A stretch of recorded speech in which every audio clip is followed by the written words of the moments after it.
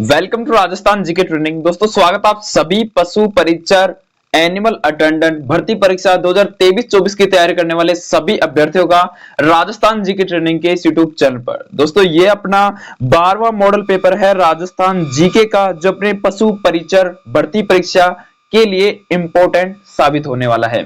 तो चलिए दोस्तों, आप रियल में सच्ची तैयारी करने वाले हो जो इस वीडियो को देख रहे हो, क्योंकि दोस्तों सभी इस वक्त डाउन पड़े हैं, यानी कि डाउन पेमेंट की तरह डाउन पड़े हुए हैं। क्यों? क्योंकि उन्हें लगता है कि अभी पशु परिचर की भर्ती कहां होगी, कैसे होगी, अभी तो फॉर्म स्टार्ट नहीं हुए। लेकिन दोस्तों हमेशा याद रखना, जो धीरे धीरे कछुए की चाल से चलता है वही विजय हासिल करता है। एकदम से जो उठकर भगेगा वो कहीं ना कहीं गिर जाएगा। तो आप सही ढंग से अगर इसी रास्ते पर लगातार चलते रहोगे, धीरे धीरे चलो दोस्तों, धीरे धीरे चलो और मंजिल तक आसानी से जरूर पहुंचा जा सकता है। तो चलिए बिना किसी विलंब के आज के इस आपके मॉडल पेपर का धुआं धुआं करते हैं दोस्तों।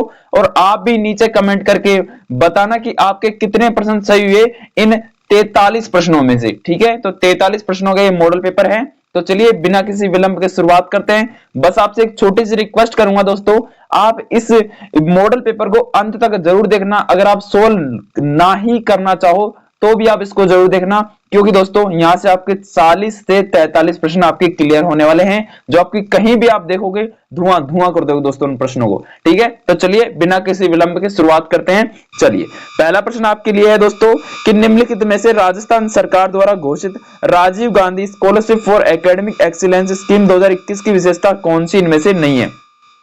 तो राजीव गांधी की एक स्कीम लागू की गई थी, राजस्थान सरकार द्वारा घोषणा की गई थी, Rajiv Gandhi scholarship for academic excellence scheme 2021। तो इसमें इसकी विशेषता इनमें से कौन सी नहीं है, इसके बारे में बताना है। अगर आपने इसके बारे में थोड़ा बहुत पढ़ रखा होगा तो आपको जरूर इसके बारे में मालूम होगा दोस्तों। इसके बारे में पहला ऑप्शन है कि इसकी घोषणा राजीव गांधी के जन्म दिवस पर यानी कि 20/8/2021 को की गई थी। बिल्कुल पहला कथन बिल्कुल सही है। ठीक है, बिल्कुल सही है। दूसरा है कि बी, इस स्कीम का उद्देश्य राजस्थान के विद्यार्थियों को ऊंची विदेशी विश्वविद्यालयों में अध्ययन के लिए वित्तीय सहायता देना है। बिल्कुल ये भी सही बात है। ठीक है, और सी है कि इस स्कीम में न्यूनतम 33% स्थान लड़कियों के लिए आरक्षित है। ये गलत है दोस्तों, ये लड़की और लड़कों के लिए सामान्य है, यानी कि सभी के लिए है ये। ठीक है, तो यही अपना यहाँ पे कोई 33% आरक्षित नहीं है, सीट आरक्षित नहीं है, ये सभी के लिए है दोस्तों। ठीक है, और डी है कि जिन विद्यार्थियों के अभिभावकों की वार्षिक आय 8 लाख से कम हो उनको उच्च प्राथमिकता दी जाएगी। बिल्कुल सही बात है, लेकिन ऑप्शन नंबर सी इसका गलत आ जाएगा। विशेषता इनमें से नहीं है, तो ये विशेषता नहीं है कि 33% लड़कियां के ही लिए है, ये सभी के लिए है। चाहे 100 लड़कियां सिलेक्ट हो, चाहे 100 लड़के सिलेक्ट हो, चाहे आधी लड़कियां सिलेक्ट हो, चाहे आधे लड़के सिलेक्ट हो। ठीक है, इनमें कोई भी जा सकता है, कितने भी जा सकते हैं। ठीक है, चलिए अगला प्रश्न है साथियों, इंपॉर्टेंट प्रश्न है, आपको इसका जवाब देना है कि वागड़ी बोली राजस्थान के किस क्षेत्र में बोली जाती है? सबको पता है, एक आंसर आना चाहिए दोस्तों। बिल्कुल बिल्कुल बिल्कुल आपका बिल्कुल सही है, दक्षिण पश्चिम में, यानी कि यहां से स्टार्ट करो यहां तक, यहां से स्टार्ट करो यहां तक, यानी कि सी आकार बन जाना चाहिए। दक्षिण में बांसवाड़ा, प्रतापगढ़, झालावाड़, बारा, कोटा, बूंदी, ठीक है, माधोपुर, करौली, यानी कि इधर से, यानी अब अगर हम जाएं दक्षिण पश्चिम में, यानी कि दक्षिण पश्चिम में, ज्यादातर दक्षिण पश्चिमी जो इलाका है वहां पे वागड़ी बोली बोली जाती है। ठीक है, दक्षिण पश्चिम याद रखना। ठीक है, चलिए अगला प्रश्न आपके लिए आ चुका है दोस्तों। तीसरा प्रश्न है, राजस्थान राज्य गंगानगर शुगर मिल है, तो राजस्थान राज्य गंगानगर शुगर मिल कौन सी है? क्या निजी क्षेत्र की कंपनी है, क्या सहकारी क्षेत्र की कंपनी है, या फिर सरकारी उपक्रम है, या फिर सरकार व निजी क्षेत्र का संयुक्त उपक्रम है दोस्तों? तो आप सबको पता होना चाहिए दोस्तों, ये सरकारी उपक्रम है, ये किसी की निजी संपत्ति नहीं है, सरकार के द्वारा स्थापित शुगर मिल है दोस्तों। ठीक है, याद रखना। और ये अपने गंगानगर में है, कहां पे है? गंगानगर में, श्री गंगानगर जिले में। चलिए चौथा प्रश्न है, नड़ क्या है? नड़ आपसे पूछ सकता है, नड़ क्या है? राजस्थानी भाषा का एक शब्द है दोस्तों नड़। नड़ का अर्थ है, बता दीजिए दोस्तों, कि एक तार वाला वाद्य यंत्र? नहीं नहीं नहीं नहीं नहीं, नड़ ज्यादातर यही जाएगा, नड़ यानी वाद्य यंत्र। नहीं नहीं नहीं दोस्तों, जुड़वा बांसुरी भी नहीं है, लकड़ी की 4 पट्टियां भी नहीं है, एक लंबी बांसुरी को कहेंगे नड़। एक लंबी बांसुरी को दोस्तों राजस्थानी भाषा में बांसुरी नहीं, नड़ कहेंगे, नड़ कहेंगे, नड़। जी हाँ दोस्तों, नड़ कहेंगे, एक लंबी बांसुरी को नड़ कहेंगे। ठीक है, राजस्थानी भाषा में नड़ कहेंगे एक लंबी बांसुरी को। ठीक है, याद रखना, उसको बांसुरी नहीं कहेंगे, नड़ कहेंगे।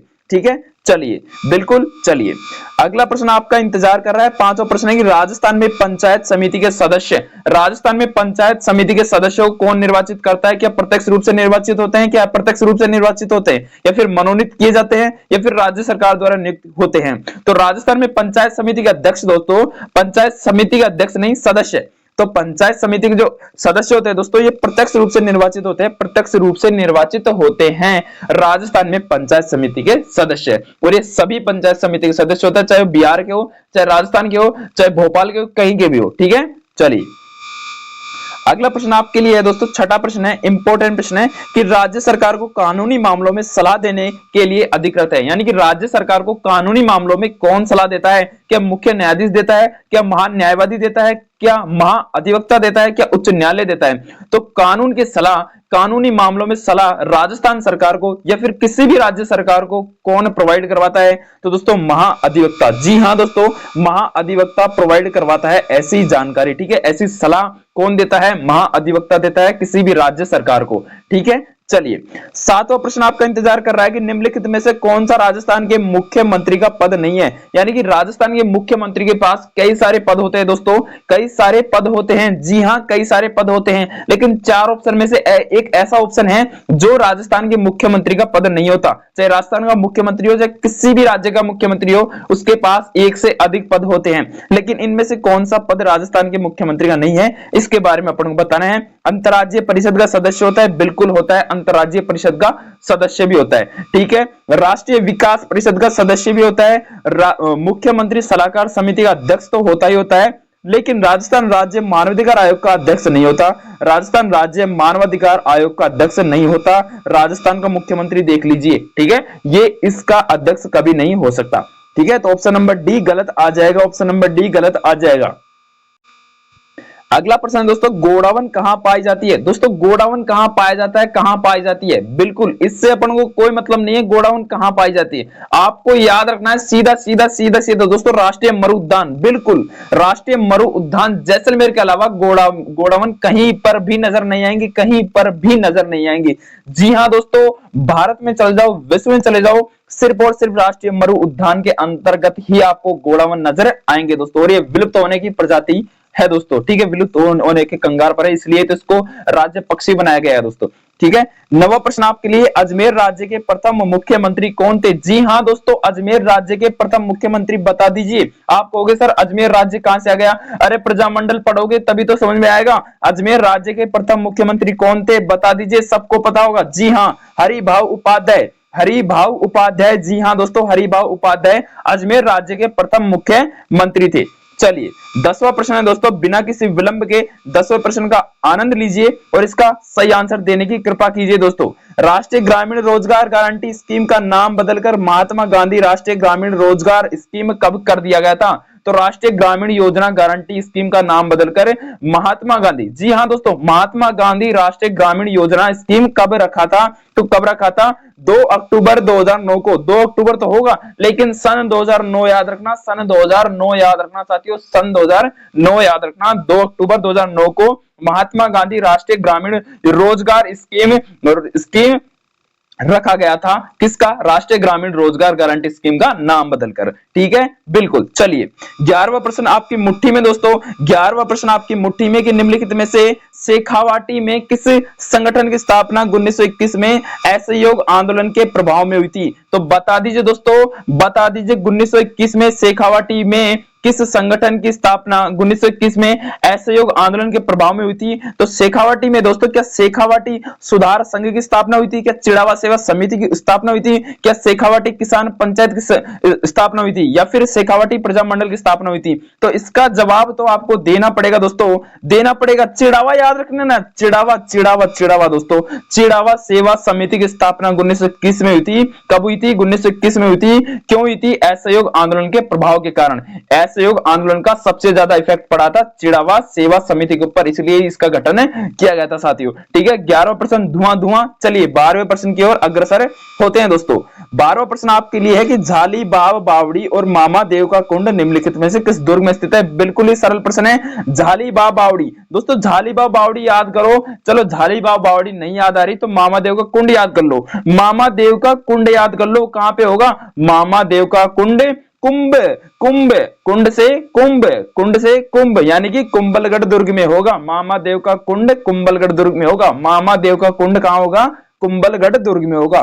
ठीक है, कुंड से क्या याद रखोगे? कुंभ, कुंड से कुंभ। ठीक है, चलिए धुआं धुआं हो गया। 13वां प्रश्न आपके लिए, 13वां प्रश्न सिर्फ आपके लिए दोस्तों, आपके लिए 13वां प्रश्न, अजमेर के अजय राज चौहान के पिता कौन थे? अरे भाई साहब, अजमेर के अजमेर के अजय राज चौहान के पिता कौन थे? तो अजमेर के अजय राज, यानी कि अजमेर की स्थापना करने वाले अजय राज। लेकिन इनके भी पिता कौन थे? इनके भी पिता के नाम बता दीजिए दोस्तों। तो अजमेर के अजय राज चौहान के पिता एक ही थे दोस्तों, बिल्कुल एक ही होंगे पिता तो। ठीक है, और वो थे पृथ्वीराज। जी हाँ दोस्तों, पृथ्वीराज प्रथम थे। कौन थे? पृथ्वीराज प्रथम थे, पृथ्वीराज प्रथम थे, ना कि सेकंड थे। अब सेकंड, फर्स्ट, सेकंड, थर्ड का क्या मतलब होता है दोस्तों? यानी कि जैसे आपका नाम मोहित है, आपका नाम मोहित है, तो अगर आपके जैसा ही कोई आपके परिवार में है तो उसको मोहित सेकंड नाम दे दीजिए। ठीक है, अगर कोई एक और आ गया तो उसको थर्ड नाम दे दीजिए। तो इसी प्रकार इसमें चलता था, इसी प्रकार इसमें चलता था। चलिए 14वां प्रश्न आपके लिए, 14वां प्रश्न सिर्फ आपके लिए दोस्तों। वीडियो को लाइक जरूर करना, मैं शेयर की नहीं कर रहा, किसी को भी शेयर मत करो, लेकिन बस एक छोटा सा लाइक का बटन जरूर दबा दो दोस्तों, और चैनल को सब्सक्राइब कर लो। बस मैं आपसे इतना चाहता हूं दोस्तों, बस सिर्फ और सिर्फ इतना चाहता हूं। ठीक है, चलिए 14वां प्रश्न है कि थॉर्नवेट के वर्गीकरण के अनुसार निम्नलिखित में से कौन सा जैसलमेर की जलवायु की प्रस्तुत करता है? तो जैसलमेर का जलवायु इनमें से कौन सा प्रस्तुत करता है? थॉर्नवेट। तो थॉर्नवेट का जलवायु वर्गीकरण अगर आपने पढ़ रखा है, अगर आपने थॉर्नवेट का जलवायु वर्गीकरण पढ़ रखा है तो ईएडी याद आ गया। ठीक है, ईएडब्ल्यू नहीं, ठीक है, डब्ल्यू काटो। ठीक है, ईएडी याद में, ईएडी। ठीक है, ईएडी। ठीक है, जलवायु प्रदेश है कहां का? जैसलमेर का। चलिए 15वां प्रश्न आपके लिए, राजस्थान का कौन सा जिला अति आर्द्र जलवायु प्रदेश का भाग है? इनमें से क्या अजमेर है, जयपुर है, कोटा है, बीकानेर है? अति आर्द्र, आर्द्र यानी नमी, अति आर्द्र मतलब कि अति नमी। ठीक है, अजमेर में नहीं हो सकती, जयपुर में थोड़ी थोड़ी हो सकती है, बीकानेर में तो हो ही नहीं सकती, कोटा तो इसमें फेमस है। ठीक है, अति आर्द्र जलवायु प्रदेश इन 4 ऑप्शन में से कोटा है, इन 4 ऑप्शन में से कोटा है। ठीक है, चलिए दोस्तों, चलिए आपका समय शुरू होता है अब इस प्रश्न का कि आहड़ का उत्खनन कार्य किसके नेतृत्व में निष्पादित किया गया था? तो आहड़ की खुदाई किसके देखरेख में हुई थी, ये बता दीजिए मुझे। तो आप आहड़ की खुदाई किसके देखरेख में हुई थी, ये बता दीजिए। बिल्कुल बिल्कुल, एचडी सांकलिया को बांध लो, एचडी सांकलिया को सांकड़ से बांध लो दोस्तों, एचडी सांकलिया को सांकड़ से बांध लो, क्योंकि इन्होंने आहड़ की खुदाई करवाई थी। ठीक है, इन्हीं के नजर में आहड़ की खुदाई हुई थी। ठीक है, एचडी सांकलिया, एचडी सांकलिया। ठीक है, एचडी सांकलिया कैसे याद रखोगे? आहड़ मतलब कि भैंस आहड़ रही है, मतलब कि भैंस बोल रही है, तो सांकड़ लेके आओ, मतलब सांकलिया मतलब कि भैंस आहड़ रही है, क्या लेकर आओ? सांकलिया लेकर आओ दोस्तों। भैंस आहड़ रही है तो सांकलिया लेकर आओ। तो एचडी सांकलिया आहड़ का उत्खनन कार्य इनके द्वारा करवाया गया था। याद हो गया? चलिए अगले प्रश्न की ओर अग्रसर होते हैं दोस्तों। 17वां प्रश्न आपके लिए है, राजीव गांधी ग्रामीण ओलंपिक खेलों का उद्घाटन राजस्थान के मुख्यमंत्री द्वारा किस स्थान पर किया गया? तो दोस्तों राजीव गांधी ग्रामीण ओलंपिक खेलों का उद्घाटन आपसे पूछ ले और राजस्थान के मुख्यमंत्री श्री अशोक गहलोत के द्वारा कहां पे करवाया गया था दोस्तों? कहां पे करवाया गया था? जोधपुर में करवाया गया था। क्योंकि दोस्तों आप समझ सकते हो कि मुख्यमंत्री भी जोधपुर के थे और जोधपुर में इन्होंने वहां से शुरुआत की थी। ठीक है, अब मैं कोई राजनीतिक पक्ष के बारे में बात करने, लेकिन आपको याद रखना है जोधपुर से करवाई गई थी। ठीक है, तो राजीव गांधी ग्रामीण ओलंपिक खेलों का उद्घाटन राजस्थान के मुख्यमंत्री उस समय कौन थे? उस समय श्री अशोक गहलोत थे। ठीक है, उन्हीं के तत्वाधान में जोधपुर में क्या हुआ था? ओलंपिक खेलों का उद्घाटन हुआ था। चलिए 18वां प्रश्न आपके लिए, राजस्थान के प्रथम वित्त आयोग का अध्यक्ष कौन था? तो राजस्थान के प्रथम वित्त आयोग का अध्यक्ष आपसे पूछ ले तो धुआं धुआं कर दो प्रश्न का दोस्तों, कृष्ण कुमार गोयल। कौन था? कृष्ण कुमार गोयल। कोयल नहीं दोस्तों, गोयल। कौन है? गोयल नहीं, गोयल है, कृष्ण कुमार गोयल राजस्थान के प्रथम वित्त आयोग के अध्यक्ष थे दोस्तों। राजस्थान के प्रथम वित्त आयोग के अध्यक्ष कौन थे? कृष्ण कुमार गोयल। 19वां प्रश्न सिर्फ आपके लिए, राजस्थान का एकीकरण कितने चरणों में हुआ था? देख लिए दोस्तों, ऐसे भी प्रश्न पूछे जा सकते हैं, बिल्कुल सरल प्रश्न है आपके लिए। राजस्थान का एकीकरण कितने चरणों में हुआ था? कई बंदे तो कहोगे सर सर सर सर 5 चरणों में हुआ था। नहीं नहीं नहीं, अरे सर 6 में हुआ होगा। नहीं नहीं नहीं, 7 में तो हुआ ही होगा। बिल्कुल बिल्कुल बिल्कुल 7 में हुआ था, 8 में भी नहीं हुआ। राजस्थान का एकीकरण 7 चरणों में पूर्ण हुआ था। देख लीजिए दोस्तों, 7 चरणों में पूर्ण हुआ था, यानी कि 1 2 3 4 5 6 7, मतलब कि 7 गिनोगे तब तक आपका राजस्थान बनकर तैयार हो गया था। 7 गिनोगे तब तक आपका राजस्थान बनकर तैयार हो चुका था। ठीक है, तो याद रखना। ठीक है, राजस्थान का एकीकरण 7 चरणों में पूर्ण हुआ था। चलिए 20वां प्रश्न सिर्फ आपके लिए दोस्तों, अमरशाही किसका नाम है? भाई अमरशाही कौन हो सकता है, या फिर कोई कौन हो सकता है अमरशाही? आप सोचो दोस्तों, अमरशाही कौन हो सकता है? अमरशाही अमरशाही तो कोई व्यक्ति होगा? नहीं नहीं नहीं, लेकिन यहाँ पे अमरशाही ना तो जूती है, ना आभूषण है, ना मिट्टी के बर्तन है, पगड़ी का नाम है दोस्तों। पगड़ी का नाम है, पगड़ी की एक वैरायटी है अमरशाही। ठीक है, चलिए दोस्तों 21वां प्रश्न आपके लिए कि राजस्थान राज्य का कितना भाग मरुस्थलीय क्षेत्र है? तो राजस्थान राज्य का कितना भाग मरुस्थलीय क्षेत्र है दोस्तों? आप सबको पता होगा इसके बारे में। नहीं पता तो 2/3 याद रख लो। राजस्थान राज्य का मरुस्थलीय क्षेत्र 2/3 भाग पर फैला हुआ। आप कहोगे सर 1/3 होगा। नहीं नहीं नहीं, 2/3 दोस्तों, 2/3। शायद मेरे अनुसार तो यही है, 2/3। ठीक है, आपके अनुसार क्या है नीचे कमेंट करके बता देना। ठीक है, चलिए दोस्तों मैं इतना ही पढ़ा लिखा हूं। चलिए 22वां प्रश्न आपके लिए, मेवाड़ के किस महाराणा के समय राजमहल में चित्तौरों की ओवरी? जी हां दोस्तों, मेवाड़ के किस महाराणा के समय राजमहल में चित्तौरों की ओवरी नाम से कला विद्यालय स्थापित किया गया था? तो किस महाराणा के समय? प्रताप के समय, अमर सिंह के समय? प्रताप नहीं कहूंगा दोस्तों, महाराणा प्रताप के समय। जी हां दोस्तों, महाराणा प्रताप के समय या महाराणा अमर सिंह के समय? बता दीजिए। और भी है ऑप्शन, और भी ऑप्शन आपके लिए महाराणा जगत सिंह या फिर महाराणा जय सिंह। तो इसका आंसर तो आपको देना ही पड़ेगा दोस्तों। इसका आंसर आ जाएगा, जी हां, चित्तौरों की ओवरी का निर्माण महाराणा जगत सिंह प्रथम के द्वारा करवाया गया था। आपको सर यही क्यों? क्योंकि दोस्तों महाराणा प्रताप और अमर सिंह को तो टाइम था ही नहीं। महाराणा प्रताप को तो बिल्कुल ही टाइम नहीं था ऐसी कोई चीज बनवा दे। ठीक है, युद्ध में ही इनको टाइम नहीं था। अमर सिंह भी ऐसे ही थे। ठीक है, और टाइम मिला किसको? टाइम मिला अपने जगत सिंह को, तो इन्होंने बनवा दिया। ठीक है, चलिए 23वां प्रश्न आपकी झोली में, राजस्थान के किस भौतिक, जी हां दोस्तों, राजस्थान के किस भौतिक प्रदेश में मुकुंदरा की पहाड़ियां स्थित है? तो राजस्थान के किस भौतिक प्रदेश में मुकुंदरा की पहाड़ी स्थित है? सर जिले पूछते बता देते, अब भौतिक प्रदेश में कहां से बताएं? तो राजस्थान के किस भौतिक प्रदेश? जी हां दोस्तों, बताना तो पड़ेगा। हाड़ौती पठार कर दो। अरे सर हाड़ौती कर दो, कोटा, बूंदी, बारां, झालावाड़। ठीक है, तो हाड़ौती पठार। ठीक है, हाड़ौती पठार। चलिए 24वां प्रश्न आपके हाथ में, किस बजट वर्ष में राजस्थान के मुख्यमंत्री ने राज्य स्तरीय पंचायत अवार्ड योजना की घोषणा की थी? तो किस बजट के वर्ष में किया था राज्य स्तरीय पंचायत अवार्ड योजना की? तो राज्य स्तर पर सबको पंचायत अवार्ड मिलता है, और ये दोस्तों ये घोषणा अपने कौन से बजट में हुई थी? ये अपनी 2015-16 बजट में हुई थी। ठीक है, चलिए 25वां प्रश्न, जस्टिस पंकज मित्तल, जी हां दोस्तों, जस्टिस पंकज मित्तल राजस्थान उच्च न्यायालय के कौन से नंबर के मुख्य न्यायाधीश हैं? तो जस्टिस पंकज मित्तल अपने राजस्थान उच्च न्यायालय के दोस्तों, जस्टिस पंकज जो मित्तल हैं दोस्तों, मित्तल ये अपने राजस्थान उच्च न्यायालय के कौन से नंबर के मुख्य न्यायाधीश हैं दोस्तों? ये है अपने 40वें नंबर के। जी हां दोस्तों, 38 नहीं, 29 नहीं, 49 नहीं, 40 नंबर के। ठीक है, चलिए 26वां प्रश्न आपके लिए, 26वां प्रश्न है कि राजस्थान में मिशन बुनियादी का संबंध किससे है? तो राजस्थान में मिशन बुनियादी का संबंध किससे है दोस्तों? ऐसा आपसे पूछ ले तो आपको बताना है डिजिटल लर्निंग से।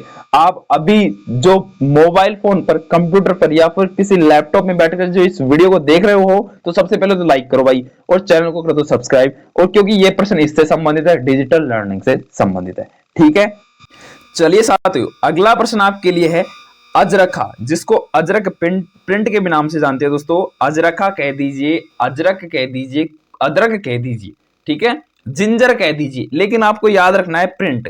ठीक है। तो अजरक प्रिंट के लिए राजस्थान का कौन सा स्थान प्रसिद्ध है? तो अजरक प्रिंट याद रखना दोस्तों, अजरक प्रिंट के लिए अपने बाड़मेर प्रसिद्ध है दोस्तों, बाड़मेर। बाड़मेर अजरक प्रिंट केवल और केवल बाड़मेर की ही प्रसिद्ध है, ठीक है। सांगानेर, कोटा, जैसलमेर का इससे कोई भी लेना देना नहीं है। चलिए 28वां प्रश्न की बात करते हैं।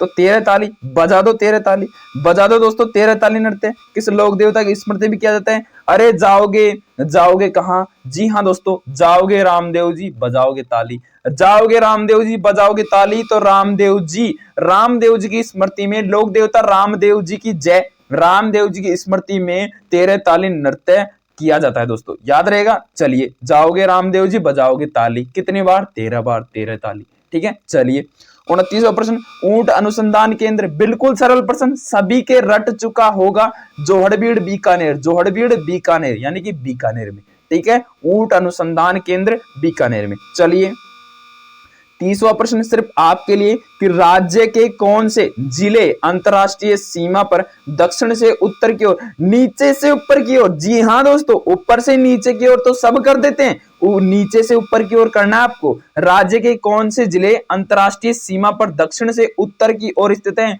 तो दक्षिण से उत्तर की ओर सबको पता नहीं होता, सबको पता नहीं होता दोस्तों, आपको पता होना चाहिए। तो नीचे ही नीचे सबसे पहले बाड़मेर आता है, तो बाड़मेर सिर्फ एक ऑप्शन में है, option number B right answer, ठीक है। सब में देखो गंगानगर, फिर जालोर, जालोर का तो लेना देना नहीं है, गंगानगर काटो, काटो दोस्तों काटो। स्मार्ट वर्क दोस्तों, बाड़मेर के बाद जैसलमेर, जैसलमेर के बाद बीकानेर, बीकानेर के बाद श्री गंगानगर, ठीक है। और फिर अनूपगढ़ भी जुड़ गया, नया याद रखना अनूपगढ़, ठीक है। चलिए दोस्तों 31वां प्रश्न है दोस्तों, मोकड़ी क्या है? मोकड़ी क्या है दोस्तों, बता दीजिए, मेरे को तो पता है नहीं भाई मोकड़ी क्या है। चलिए फिर भी बता देता हूं, लाख की चूड़िया कहते हैं, क्या आपका सही है? बता दीजिए दोस्तों, लाख की चूड़िया को दोस्तों मोकड़ी कहते हैं। चलिए सीधी सिंपल बात है, ठीक है। 32वां प्रश्न है, निम्न में से कौन सा औद्योगिक क्षेत्र जोधपुर में स्थित नहीं है? तो जोधपुर में कौन सा औद्योगिक क्षेत्र नहीं है? सर ऑप्शन तो बताओ, हम बताएं, धुआं धुआं करें। चलो लो भाई ऑप्शन लो, ऑप्शन ये लो, बताओ कौन सा जोधपुर में औद्योगिक क्षेत्र, इनमें से, ये सारे औद्योगिक क्षेत्र हैं, जोधपुर का बता दीजिए, जोधपुर में इनमें से कौन सा नहीं है, इसके बारे में आपको बताना है दोस्तों। पाल शिल्प ग्राम जोधपुर में बिल्कुल है सर, मेरे को पता है, बिल्कुल है। बोरनाड़ा में, बोरनाड़ा जयपुर, ये भी अपने कहां पे है? जोधपुर में। मंडोर तो जोधपुर में है ही सर, कई बार सुना है। नापासर के बारे में कभी नहीं सुना भाई, जोधपुर में है, ठीक है। तो ऑप्शन नंबर सी अपना राइट आंसर। चलिए धुआं धुआं कर दिया आपने तो। चलिए दोस्तों, चलिए 33वां प्रश्न, अति आर्द्र, आ जाइए वापस, अति आर्द्र जलवायु प्रदेश में कौन सा जिला स्थित नहीं है? तो कौन सा जिला इनमें से स्थित नहीं है? तो बता दिए दोस्तों, कौन सा जिला स्थित नहीं है? ऑप्शन नंबर सी बांसवाड़ा इनमें नहीं है, सिरोही अति आर्द्र में आता है, उत्तरी चित्तौड़ आता है, बारां आता है, ठीक है। यानी कि भाई कोटा बूंदी बारां तो आएंगे आएंगे, ठीक है, ये तो आएंगे ही आएंगे, ठीक है। चित्तौड़गढ़ भी आएगा, ठीक है, चित्तौड़गढ़ भी आएगा, और ये अपने सिरोही भी आएगा। चलिए 34वां प्रश्न आपके लिए, राजस्थान में राज्यपाल लोकायुक्त की नियुक्ति के लिए निम्न में से किसके साथ परामर्श करता है? तो जो राज्यपाल लोकायुक्त की नियुक्ति होती है ना, तो किसके साथ परामर्श करता है राज्यपाल में? राज्यपाल, ठीक है, राजस्थान में राज्यपाल लोकायुक्त की नियुक्ति के लिए किसके साथ परामर्श करता है? तो परामर्स करता है वो किसके साथ? वो उच्च न्यायालय का मुख्य न्यायाधीश और विधानसभा के प्रतिपक्ष के नेता के साथ करता है। तो ये आपके लिए कुछ खास काम का है नहीं, छोड़ सकते हो आप इसको, ठीक है। चलिए अगला प्रश्न आपके लिए है सिर्फ, ठीक है। चलिए 35वां प्रश्न, राजस्थान सरकार ने किस वर्ष में राजस्थान राज्य विद्युत, जी हाँ दोस्तों, राजस्थान राज्य विद्युत बोर्ड को 5 सरकारी कंपनियों में बांट दिया है? तो आपको पता होगा आजकल ठेके छूट चुके हैं किसके? विद्युत विभाग के, ठीक है, ठीक है। तो ठेकों में काम होता है, तो ये कंपनियों को कब दे दिया था? तो ये कंपनियों को राजस्थान ने दे दिया था 2000 में, जी हाँ दोस्तों, 2000 में ही इनको फ्री कर दिया था, 5 कंपनियों में, 5 सरकारी कंपनियों में बांट दिया था। 36वां प्रश्न है, राजस्थान फाउंडेशन की स्थापना कब हुई? राजस्थान फाउंडेशन, ये आरएस फाउंडेशन नहीं है दोस्तों, आरएस का बैच चल रहा हो, ठीक है, आरएस फाउंडेशन नहीं, राजस्थान फाउंडेशन, राजस्थान की नींव की स्थापना कब हुई थी? तो राजस्थान फाउंडेशन की स्थापना आपसे पूछ ले 2001 को हुई थी राजस्थान फाउंडेशन की स्थापना, जी हाँ मित्रों, जी हाँ। 37वां प्रश्न, बाड़मेर के कानन मेले का मुख्य आकर्षण, 2 प्रश्न आपके क्लियर हो जाएंगे। पहला तो कानन मेला कहां लगता है? बाड़मेर में लगता है, और इसका मुख्य आकर्षण क्या है? तो इसका मुख्य आकर्षण गैर नृत्य है, गैर नृत्य, ठीक है, गैर नृत्य यहाँ पे किया जाता है।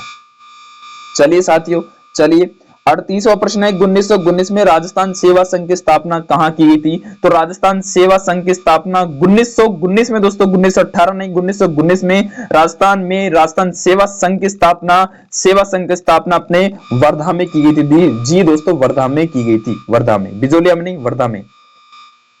चलिए 39वां प्रश्न आपके लिए है दोस्तों कि किस सभ्यता में अच्छी विकसित प्राचीर युक्त किलेबंद के अवशेष मिले हैं? तो किलेबंद के अवशेष तो आप सबको पता है, ये अपने कालीबंगा से ही प्राप्त हुए हैं। चलिए इंदिरा रसोई योजना आ चुकी है दोस्तों, सभी अपनी थाली ले लेकर बैठ जाइए दोस्तों। इंदिरा रसोई योजना के अंतर्गत कितने रुपए प्रति प्लेट में दोपहर का भोजन उपलब्ध करवाया जाता है? चाहे दोपहर में चले जाओ, शाम को चले जाओ, एक ही रेट होगी दोस्तों।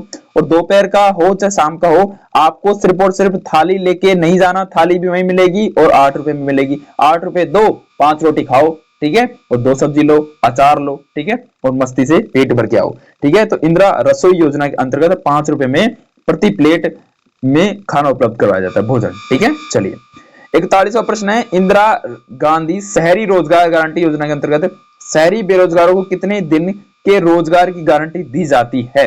तो शहरी बेरोजगार जो भी है मेरे साथी, उनको दोस्तों 100 दिन का रोजगार दिया जाता है, ठीक है। मैं चाहूंगा कि मेरे कोई भी साथी बेरोजगार ना रहे, तो इसलिए आप ज्यादा से ज्यादा अपने जो कर्म है उनको करते रहे दोस्तों। मैं तो यही चाहूंगा कि सभी की सरकारी नौकरी एक ना एक दिन लगे। Thank you. तो चलिए 2-3 प्रश्न और रह गए, थैंक यू कहने का वक्त अभी नहीं है दोस्तों। 42वां प्रश्न आपके लिए और 43वां भी आपके लिए। तो निम्न दस्तकारों में किसे टेराकोटा मोलेला के लिए पद्मश्री, जी हाँ दोस्तों, टेराकोटा मोलेला के लिए पद्मश्री पुरस्कार दिया गया था? तो मोहनलाल कुमार जी को दिया गया था दोस्तों। और भक्ति संत राणाबाई का जन्म कहां हुआ था? भक्ति संत राणाबाई का जन्म आप नीचे कमेंट के माध्यम से बताओगे, अगर आपको आता है तो। नहीं आता हो तो कमेंट चेक कर लो, मैं उसका आंसर बता दूंगा, ठीक है। मुझे पता भी चल जाएगा कि आपने इस वीडियो को लास्ट तक देखा है और देने का प्रयास किया है, ठीक है। तो सही जवाब देने का सभी प्रयास करें। अगर आपको सही जवाब चाहिए तो आप नीचे कमेंट खोल करके पता कर सकते हैं सही जवाब क्या आ जाएगा, ठीक है प्यारे साथियों। 43 प्रश्नों में से कितने प्रश्न सही हुए आपके, ये भी नीचे कमेंट के माध्यम से जरूर बता कर जाना। वीडियो को लाइक करना, अपने दोस्तों में बिल्कुल शेयर मत करो, अपने आप पहुंच जाएगी वीडियो, बस आपको लाइक करना है, ठीक है, ठीक है। अगर आप चाहते हो शेयर करना है तो आप शेयर कर सकते हो। थैंक यू, धन्यवाद।